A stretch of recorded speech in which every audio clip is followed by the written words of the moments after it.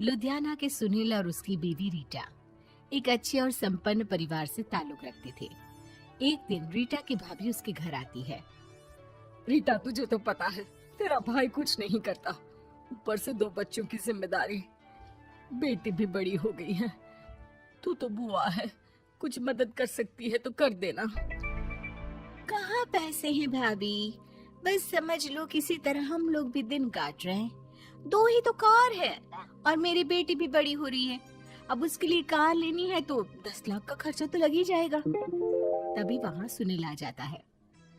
अरे शशि, क्या है, तू हमेशा पैसों के लिए परेशान क्यों रहती है? वैसे क्या जरूरत थी बेटी की शादी इतने बड़े घर में तय करने की?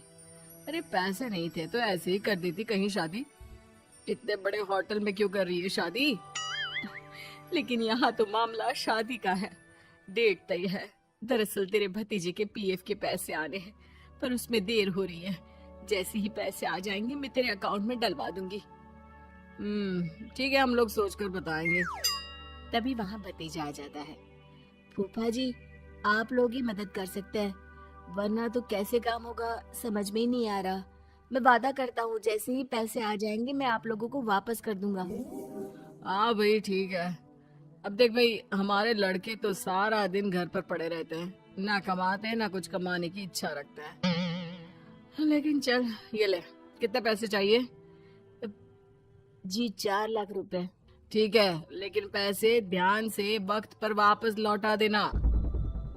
सुनील मुसीबत के वक्त बीवी के भतीजे की मदद तो कर देता है, लेकिन उन लोगों के जाने के बाद देख ले रीटा, तेरे मायके वालों ने मांगा तो दे दिया, वरना इन लोगों का मुझे कोई भरोसा नहीं है। अरे क्यों भरोसा नहीं है? इससे पहले तो कभी इन लोगों ने आपसे मदद भी नहीं ली। हाँ, ली तो नहीं, लेकिन पैसे की किल्लत ही रहती है ना इन लोगों के पास। अरे ठीक है ना, नहीं लौटा पाए तो भतीजे के ससुराल से निकाल देंगे।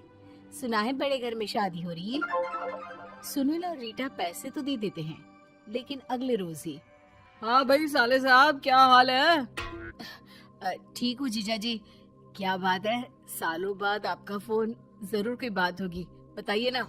अरे वो तेरी बड़ी भाभी आई थी, बेटी की शादी कर रही है ना, तो पैसे लेने के लिए मैंने दे दिए 4 लाख। सोचा भाई किसी गरीब की बेटी की शादी हो रही है, पुण्य मिल जाएगा। अच्छा किया जीजा जी, उनका बेटा बहुत मेहनती है, जल्द ही लौटा भी देगा। वहीं रीटा भी फोन करके हर किसी को पैसे देने की बात करती है। रीटा की भाभी शशि के पास उसके भाई का फोन आता है। तूने सुनील से पैसा लिए हैं क्या? नहीं भाई, सिर्फ बात की है, बोल तो रहा है कि दे देगा। वो लोग मदद करने वालों में से नहीं है, और मदद कर भी दे लेकिन समाज में गा गा कर हालत बुरी कर देते हैं। अब गाने दीजिए ना भाई, मैं क्या कर सकती हूँ, मेरे पास कोई ऑप्शन भी तो नहीं है।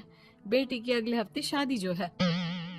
शशि की बेटी की शादी हो जाती है, लेकिन शादी के 1 महीने बाद ही सुनील का फोन भतीजे के पास आता है। हाँ भाई, शादी तो हो गई हम लोगों की दुआ से। अब देख, ऐसा ही फायदा होता है पैसे वाले रिश्तेदार हो तो। तेरे वक्त पर हम कैसे खड़े हो गए थे, लेकिन अब पैसा लौटा दे भाई। जी, मैंने पीएफ के लिए अप्लाई कर दिया था, उसकी नोटिफिकेशंस मैं आपको भी भेज देता हूँ। मुझे लगता है 10 दिन में पैसे आ जाना चाहिए। जैसे ही पैसा आएगा मैं आपके अकाउंट में डाल दूंगा। और ना जी ना, कोई नोटिफिकेशन नहीं चाहिए, पैसा चाहिए, पैसा। ठीक है अंकल, बस 10 दिन का समय दे दीजिए। अभी हफ्ता भी पूरा नहीं होता कि भतीजे के पास उसके गांव के दूर के चाचा का फोन आता है। अरे बेटा, क्या बात है, सुनील के कोई पैसे ले रखे हैं तो दे क्यों नहीं देता? हाँ चाचा जी, बात तो हुई थी, 10 दिन का वक्त मांगा है, उम्मीद है हो ही जाएगा। अरे फोन कर रहा है, रोज बता रहा था कि बेटी की शादी में मदद की थी। अब क्या है ना, भले ही शादी 10 दिन रोक देते, लेकिन सुनील से मदद नहीं लेनी चाहिए थी। याद है ना, मधु की मदद करके कितना बदनाम कर दिया था उसने पूरे घर को सोसाइटी में। हाँ चाचा जी, मैं भी यही सोच रहा था कि उन लोगों से मदद नहीं लेनी चाहिए थी। कई लोगों के फोन आ चुके हैं। वही रीटा अपनी भाभी को फोन कर देती है। क्या है भाभी, कब पैसे लौटाओगी?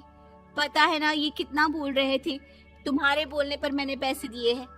भाभी अब तो आपके बेटे की कार बेच दो और हम लोगों के पैसे दे दो। अरे लेकिन रीटा, बात तो 3 महीने की हुई थी ना, अभी तो 2 महीने भी नहीं हुए पैसा लिए, थोड़ा तो सब्र करो। नहीं नहीं भाभी, वैसे मेरा बेटा टिक्कू आ रहा है आप लोगों के घर रहने के लिए, उसको अच्छे से खिलाना पिलाना, समझी? भाभी को समझ में नहीं आता कि वो क्या करे। वो बेटे से बात करती है। अरे माँ, इन लोगों से मदद लेकर सच में बहुत बड़ी गलती कर दी। मुझे खुद समझ में नहीं आता कि कैसे इन लोगों के पैसे जल्द से जल्द दे दूं। तभी डोरबेल बजती है और रीटा का बेटा टिक्कू घर में आता है। आओ बेटा, मामी के घर पहली बार आए हो रहने। आप पापा बोल रहे थे कि आप लोग पैसे का ब्याज तो दे नहीं पाओगे, तो तब तक मैं यहीं रह लूं। और हाँ, मैं एसी के बिना नहीं सो पाता। आप लोग अपना देख लेना और पैसे जल्दी लौटा देना, क्योंकि मैं थोड़ा जल्दी जाना चाहता हूँ। रीटा का फोन शशि के पास आता है। भाभी, पैसे कब तक दोगे? बेटी की विदाई के बाद शशि के घर का माहौल बिल्कुल बदल जाता है। वो हर वक्त बेटे से उसके पीएफ के पैसे पूछती, और पीएफ यानी कि सरकारी काम। आजकल में पूरा 1 महीना और बीत जाता है। भाभी, मैं और ये अमेरिका जा रहे हैं, घूमने के लिए पैसों की बहुत जरूरत है। रीटा, मैं पूरी कोशिश कर रही हूँ कि जल्द से जल्द पैसे का इंतजाम कर दूं, लेकिन पक्का नहीं बोल सकती। तभी सुनील का फोन भतीजे के पास आता है।